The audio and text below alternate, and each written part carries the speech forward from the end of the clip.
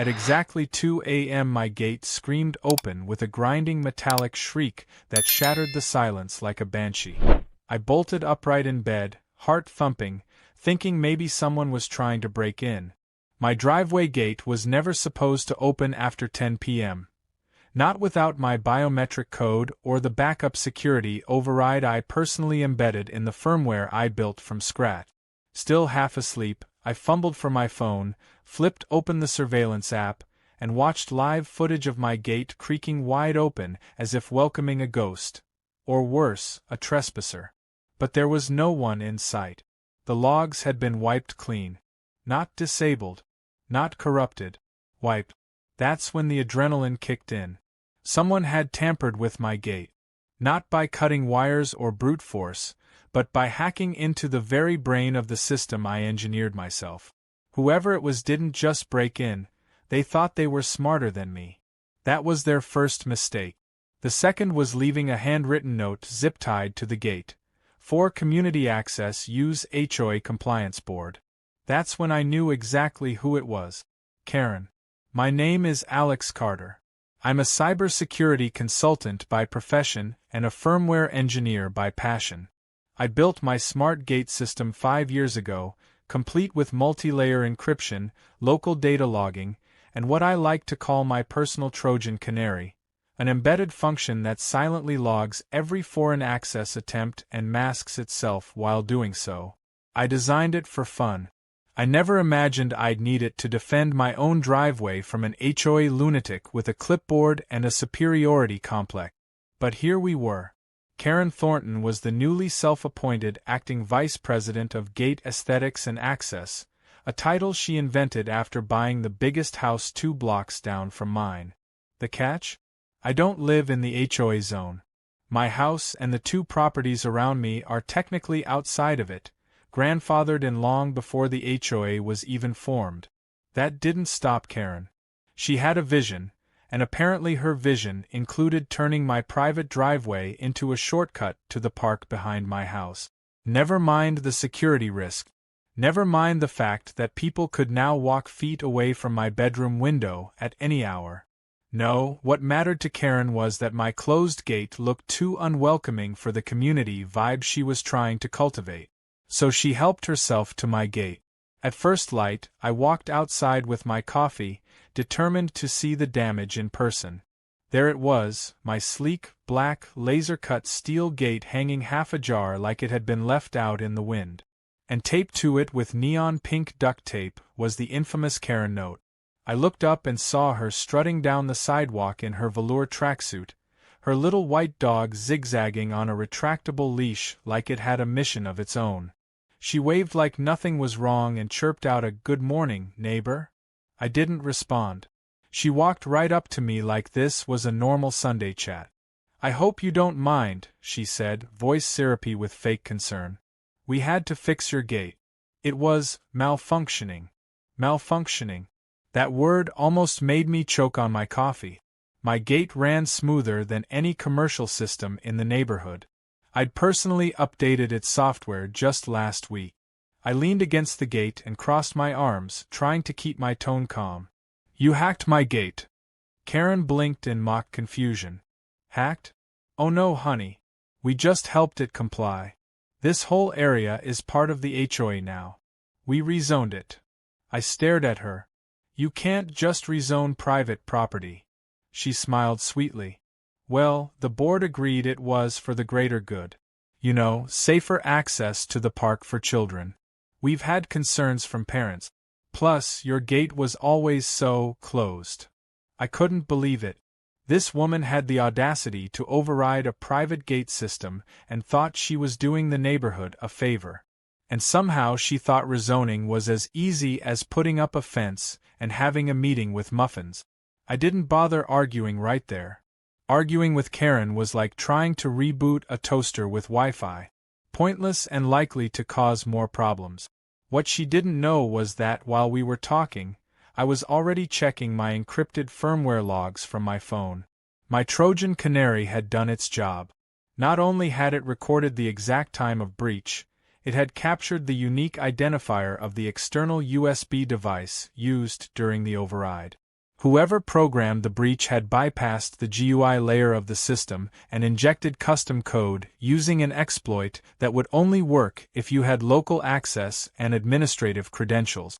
That wasn't some random teenager with a laptop. That was intentional access, by someone who'd done this kind of thing before or got very specific instructions. Later that afternoon, I reviewed my camera feed. My system captures multiple angles with IR vision at night, and I caught something even more interesting than I expected.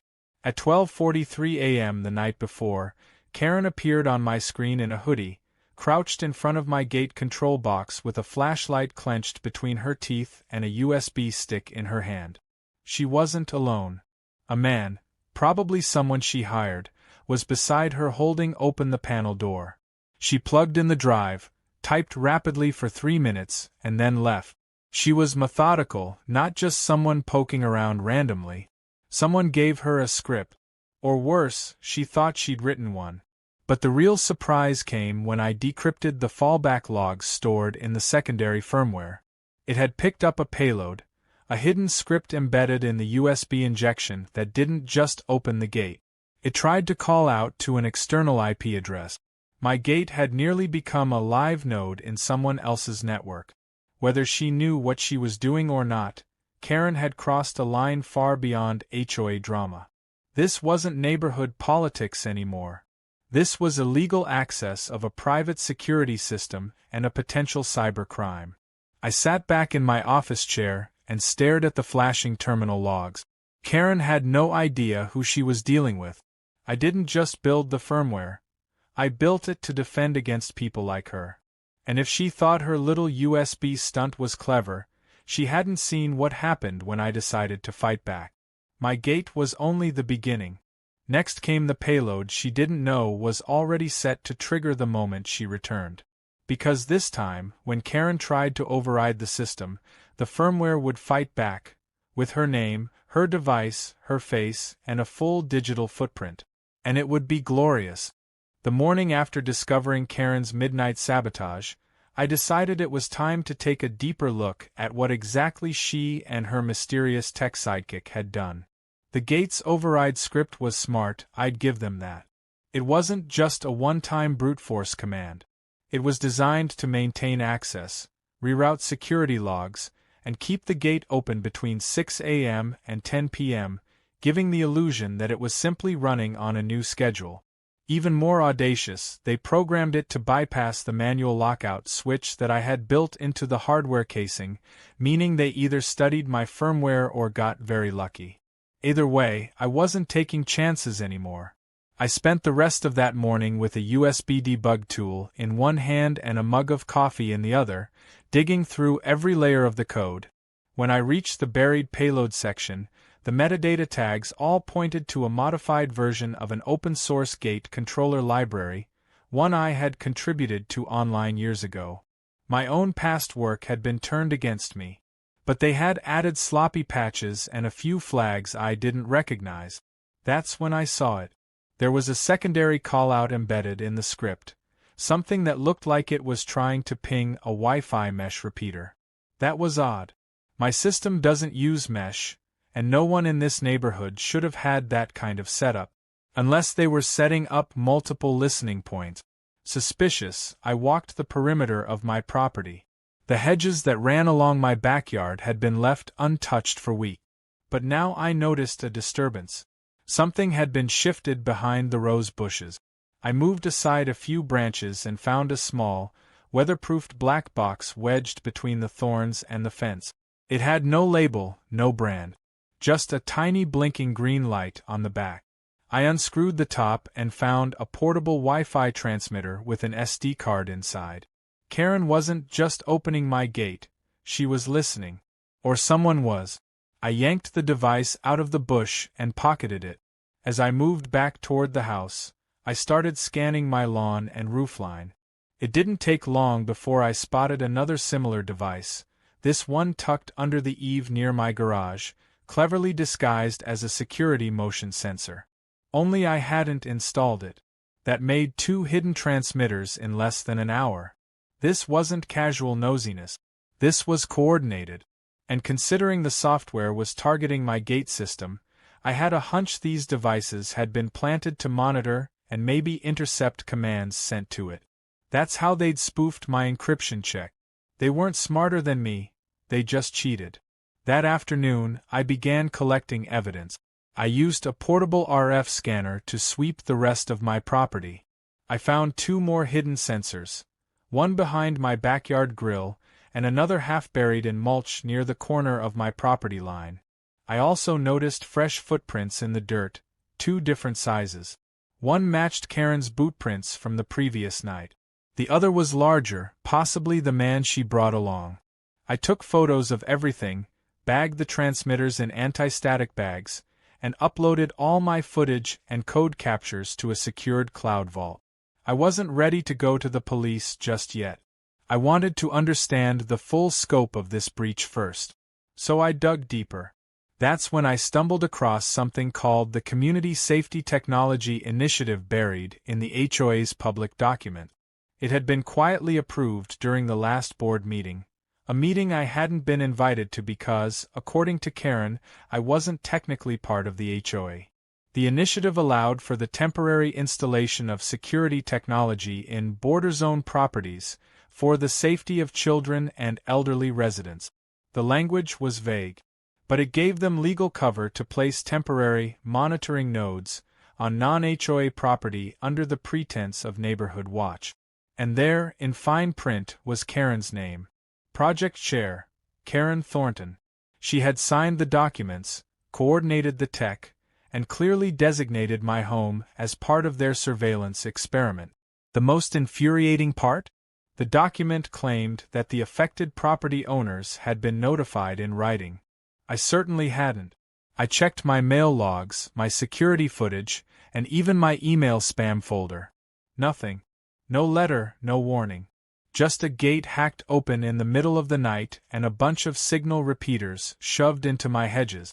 I decided it was time to confront her, but not at her home. No, that would let her control the narrative.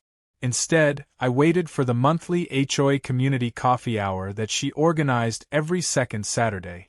It was held on the clubhouse lawn, where Karen would usually prance around in a pastel sweater set, greeting people like she ran a country club.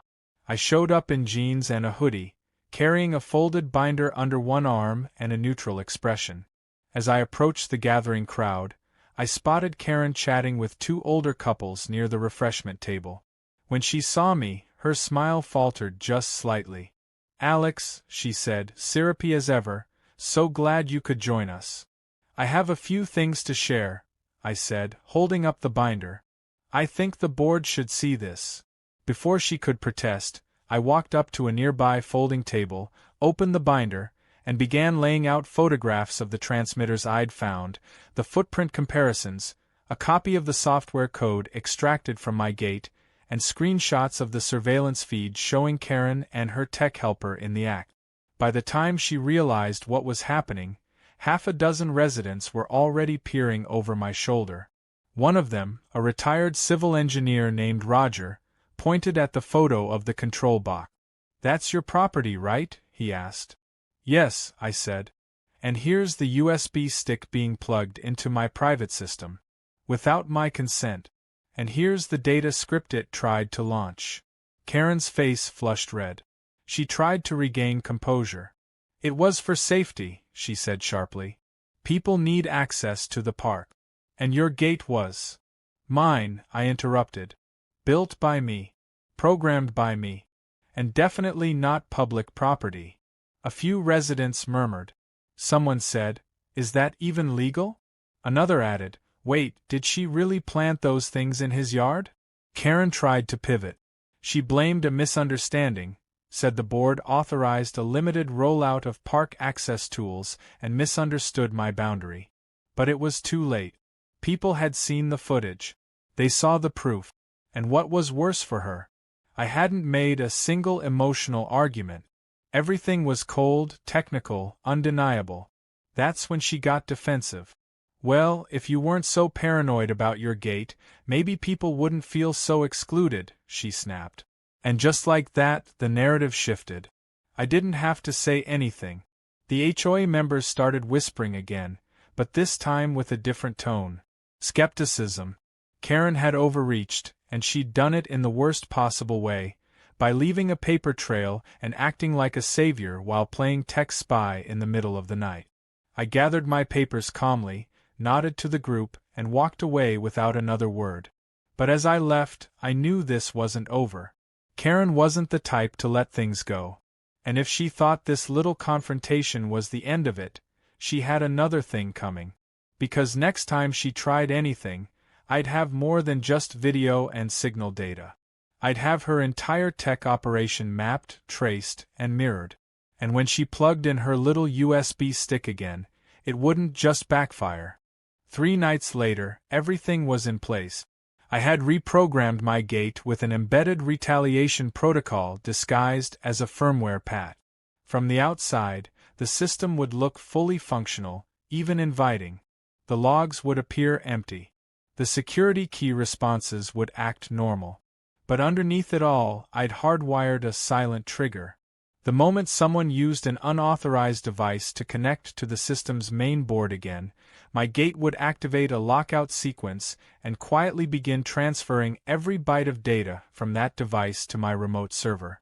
The intrusion would also trigger cameras I'd strategically repositioned around the control box, all set to record in full HD with audio.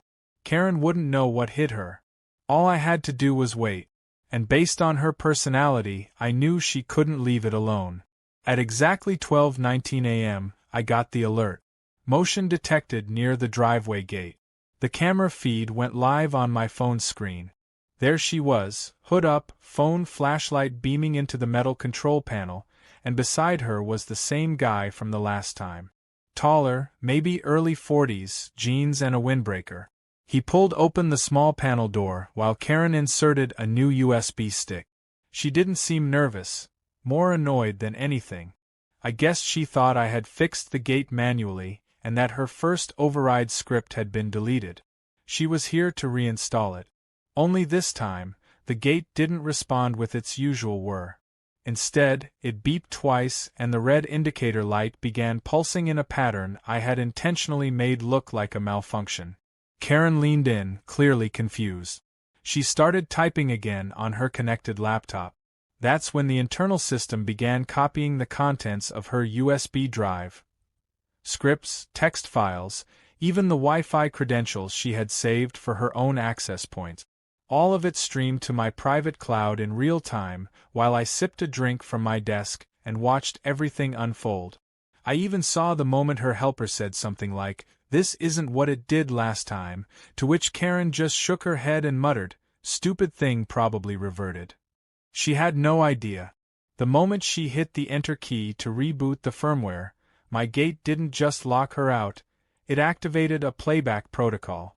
A voice, synthetic and calm, echoed from a speaker I'd hidden behind the gate's outer column. "Unauthorized access detected. Your device ID and credentials have been recorded. Step away from the gate." Karen jumped like she'd been electrocuted. Her partner looked around, alarmed. They quickly yanked out the USB and slammed the panel door shut.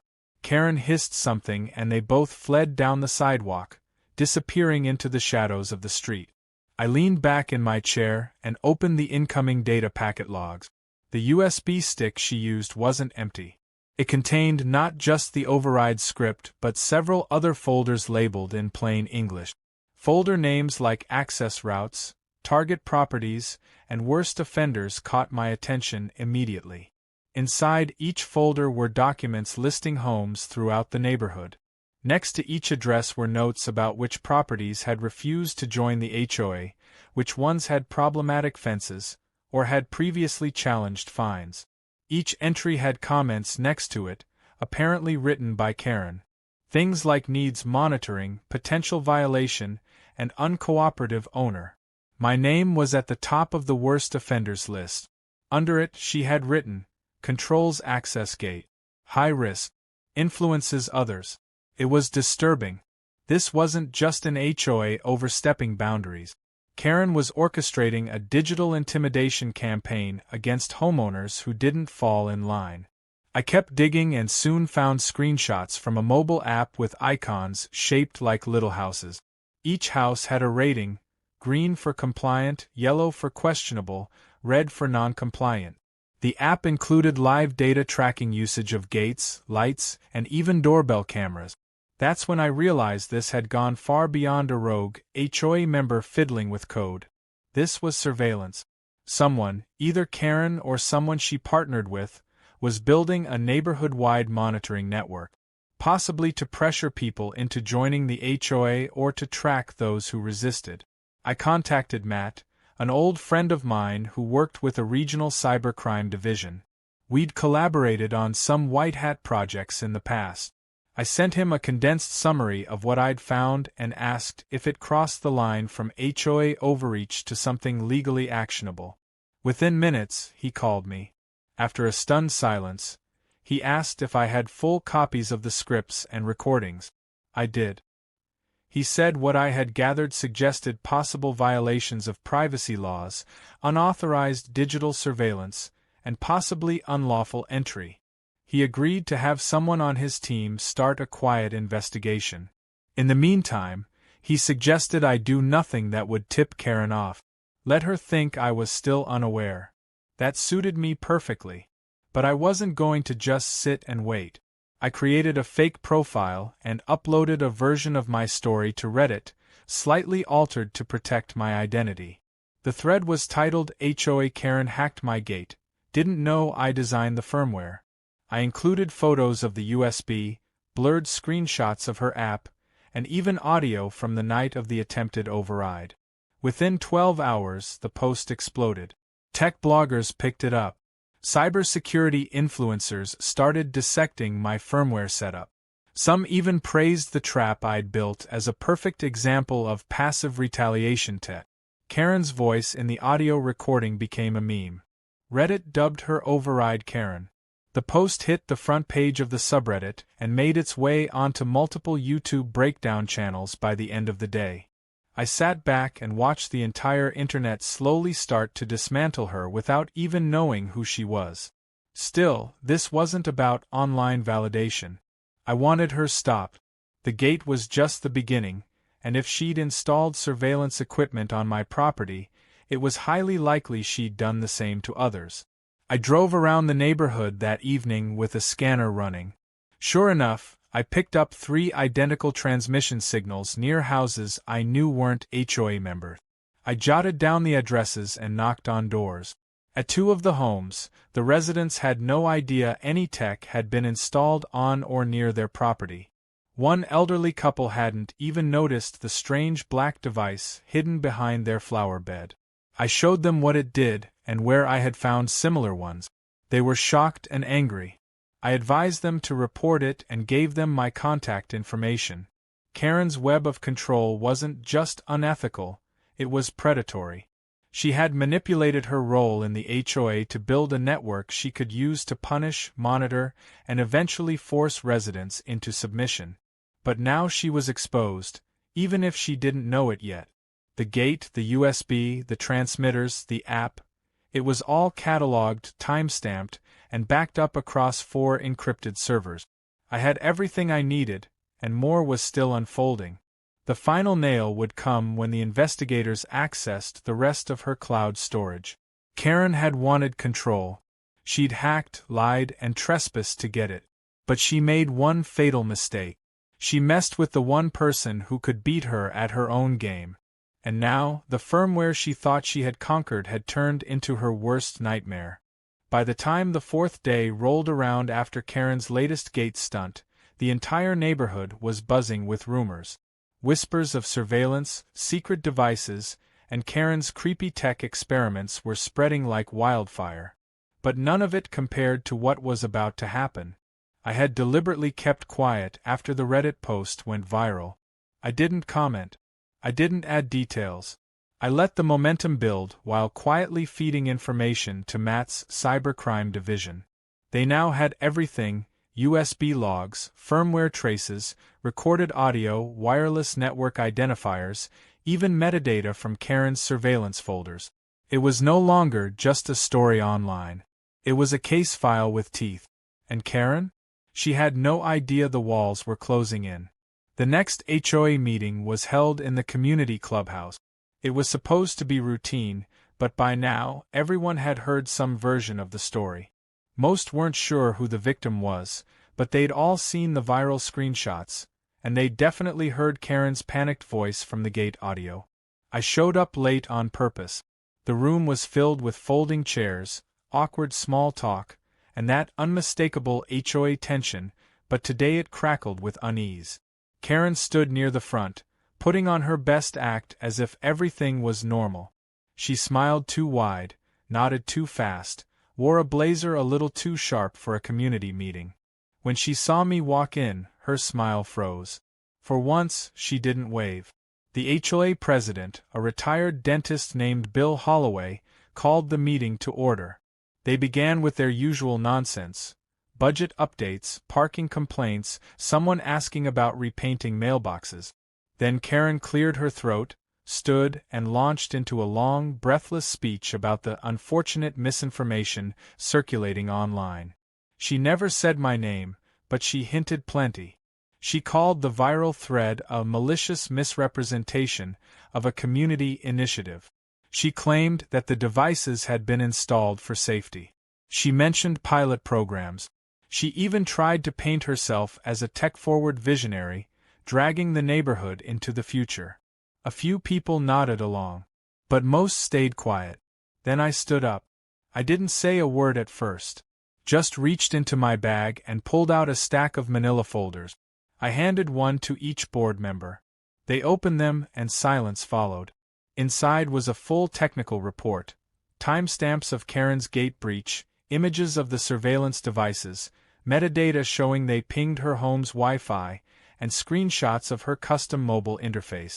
But the final page was what hit hardest: a list of properties tagged as non-compliant, with remarks written in Karen's own words like target, override needed, and watch closely. When the room collectively turned to look at her, Karen tried to laugh it off. "These could be fake," she said, voice wavering. "They're not," I said, stepping forward. "They're from the USB drive you plugged into my gate. The same one that was broadcasting to your Wi-Fi at 2:17 a.m. 3 nights ago. I have the access logs, device signatures, and real-time video footage. Would you like me to play the audio?" The silence was thunderous. For a long moment, no one said anything.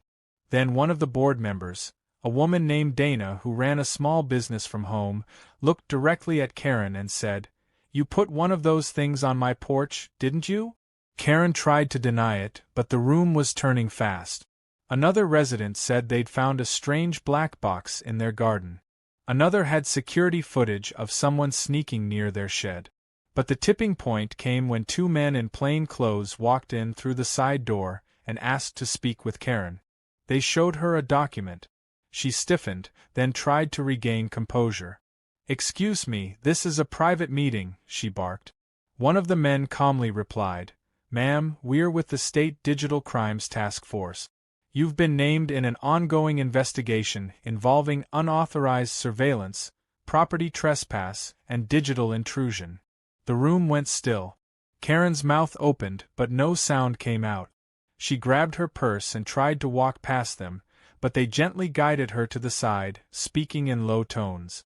She wasn't handcuffed, but she was very clearly being taken for questioning. Once she was out of the room, all hell broke loose. People stood up, talking over each other. Some were furious. Others were scared. Several demanded to know how deep this went. The HOA president looked like he'd just swallowed a stapler. I didn't say much. I just gave the board a flash drive with copies of the firmware logs and nodded. I didn't need to rub it in. Karen had done that to herself. By the end of the meeting, the board voted to suspend all community surveillance initiatives indefinitely. They promised to conduct a full audit of any devices installed around the neighborhood. Karen was officially suspended from the HOA pending investigation, and the board vowed to re-examine every policy she had pushed through in the past year. I knew it was mostly damage control. They were trying to avoid lawsuit. But at least they were scared now. That was a start. Later that evening, I got a message from Matt. He said Karen's devices had been taken in for analysis, and preliminary reports confirmed what I already knew. Each one was built with off-the-shelf parts, configured to listen in on local networks and capture smart device traffic. Technically, that included everything from cameras to thermostat. It was invasive, it was illegal, and it was deliberate. They were preparing charges. She wouldn't go to prison, probably, but the fines would be massive. And the civil lawsuits? Those were already brewing. I'd heard that the elderly couple I had helped had filed a notice of intent that very morning. I walked outside that night, took a deep breath, and stared at my gate. It stood there quietly, locked tight, sensors humming softly beneath its matte black surface. It had done its job. It had defended me better than any alarm system or HOA complaint ever could. I walked up to the control box and plugged in a new update. One last addition. A live notification system that would send me a ping if anyone even tried to open the panel without the proper fingerprint, just in case someone else decided they wanted to be clever. The next day, a local news station showed up. They'd caught wind of the HOA scandal and wanted interviews. I declined. I wasn't interested in fame.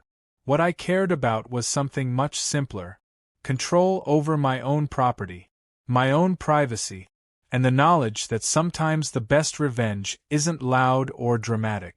Sometimes it's quiet, methodical, and exact. Karen had come for my gate with a smug smile and a USB stick.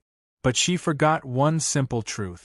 I built the firmware, and you can't override the system when the system already knows you're coming. As I sat back in my office, the Reddit thread still climbing in views, I opened a new project folder on my desktop.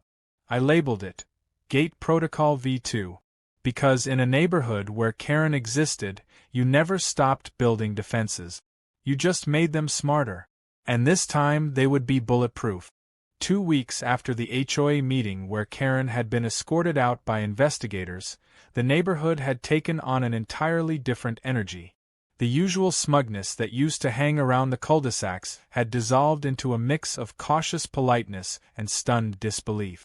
Nobody wanted to be the next to get caught up in whatever mess Karen had cooked up, and for the first time in months, I could walk my property line without seeing someone from the HOA trying to measure my grass or peek through my gate. But despite the calm on the surface, I wasn't finished. Not yet. Karen had done more than hack a gate. She had attempted to build a private surveillance empire on the backs of people who just wanted to live in peace.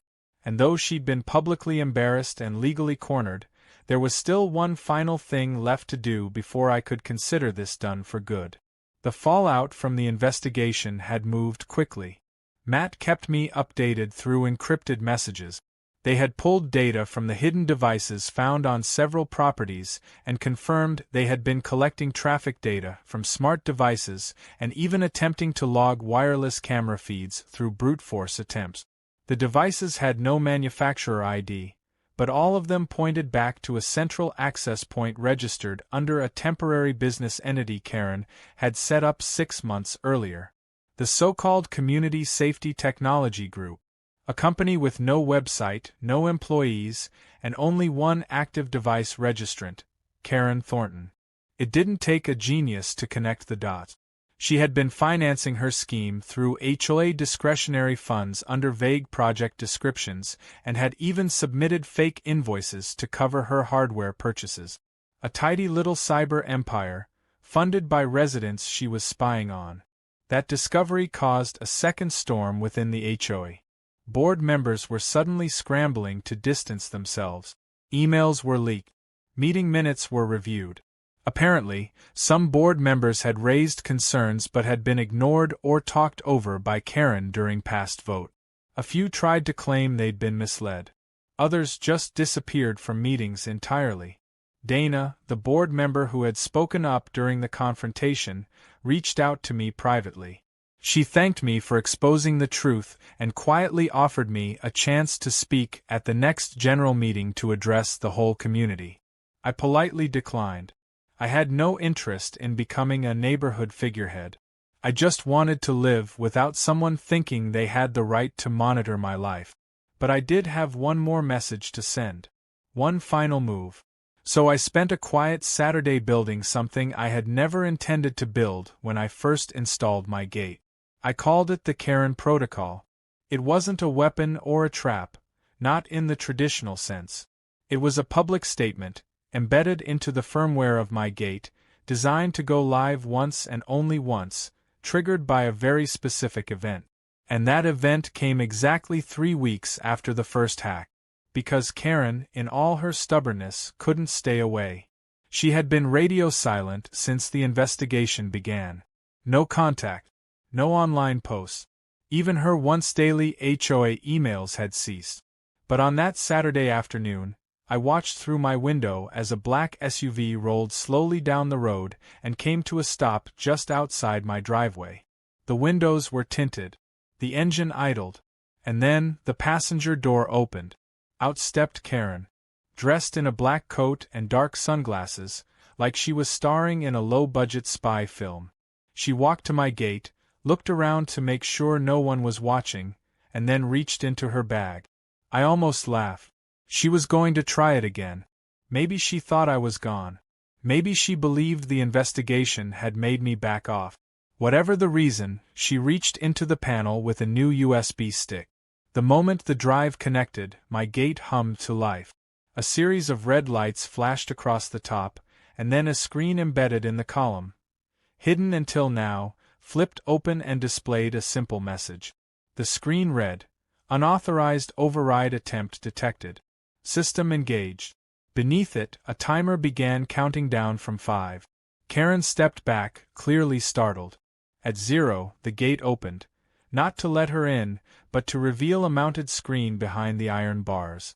It lit up with a video compilation. Footage of her breaking into the panel weeks earlier. Her voice echoing in panic.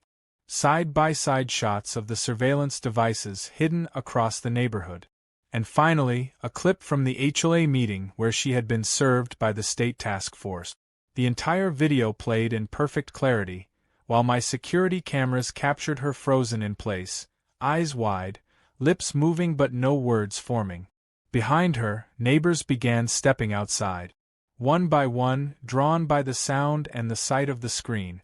Within minutes, a small crowd had formed. Children, retirees, young couples. All of them watching Karen stand at the scene of her own downfall. She turned to leave but stumbled, then paused as she noticed the cameras installed above the gate were now angled directly at her, recording her every movement. She didn't say a word. Just backed away, got into the SUV, and drove off without ever looking back. I didn't bother following. I didn't need to. That was the last time she ever approached my property. In the weeks that followed, she formally resigned from the HOA. The board issued a public apology. A neighborhood vote led to new bylaws that banned unauthorized surveillance projects and made it mandatory to get resident approval for any community tech installation. The Community Safety Technology Initiative was dissolved entirely, and its budget reallocated to real neighborhood improvements, things like road maintenance and park lighting. Actual helpful things. As for me, I returned to my quiet routine. My gate stood stronger than ever. But more than that, it now represented something else. A boundary, not just of property, but of dignity, of respect. You don't get to bulldoze someone's privacy and walk away like it never happened. Not anymore. I had fought back, not with shouting or legal threats, but with precision, with patience, and with the tools Karen never saw coming. The firmware remains, and every time I update it, I smile a little, because deep in the code, next to the security protocols and access logs, there's a single, hidden line of script, a message embedded where no one else will see it. A reminder of why I built this system the way I did. It reads, "For Karen, you never controlled the gate. The gate controlled you. And that's all it ever needed to do."